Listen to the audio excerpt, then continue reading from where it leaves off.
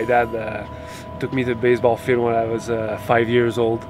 I don't know for some reason why I remember that day, but it's like I remember that day like it was yesterday. After the game, my dad played. He just started hitting me like fly balls in the outfield, and for some reason I was just, ball was always landing in my glove. And I was like 5 years old. I was like, oh, like the day I step on a baseball field, I knew right away. Like I never got the same feeling playing hockey or any other sports.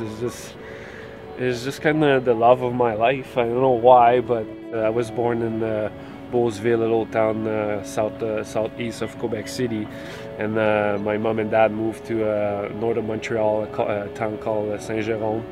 And then a couple years later, my parents got divorced. I was 8 years old when my parents divorced. It was just so weird how I didn't remember anything about my dad growing up with us or being at home, but he always came back to me and my dad playing catch, and me and my dad just going to the field or the Expos games, and obviously growing up my mom was always there driving me around to my games. And you know, playing a sport is such a good thing. Like you just meet so many people, so many you know, all my coaches, all the friends I made through baseball, and I think that's why sports is such a great thing for kids. When I was young, I was abused sexually when I was 8 years old, 9 years old, and 10 years old. So things, the abuse was almost for 3 years, two and a half and 3 years. And I talked to one of my friends was the same age, and he had for some reason he went and talked to his mom about what was happening to me, and it's kind of his mom who made everything stop. And I know I felt I was alone in this world after the abuse stuff, and going back to what I love was to play baseball. I'm talking when I was 10 years old here, and I remember that. It was just, when I play baseball, I don't think about what happened to me. When I play ball, it's always fun, and I didn't want to go back in the dark hole that person put me in. My only thing growing up is like, I need to get out of here. I need to get out of this town, this house, my people that I know. I don't want to see them anymore.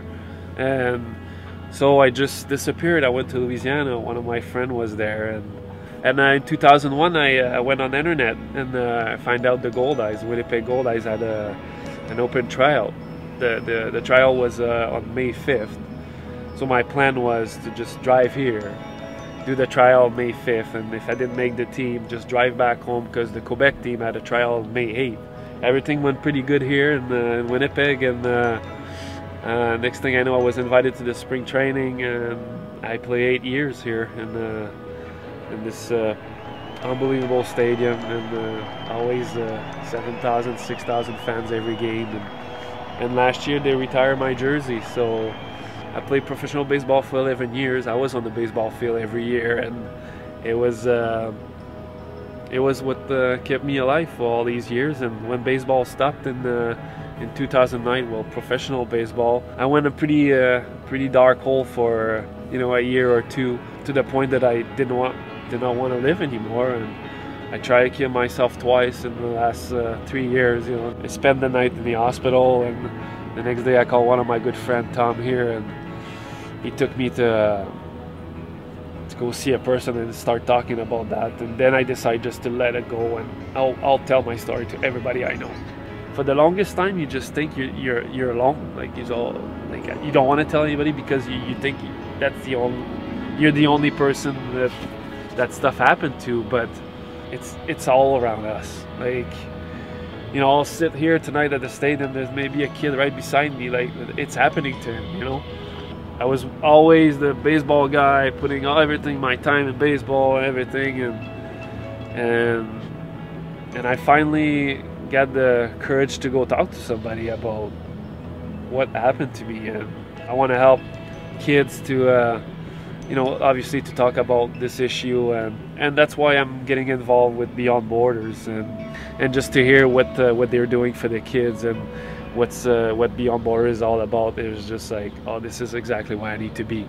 Get involved with them and start planning events, and we did plan an event called Man Up for Max. We had a man breakfast.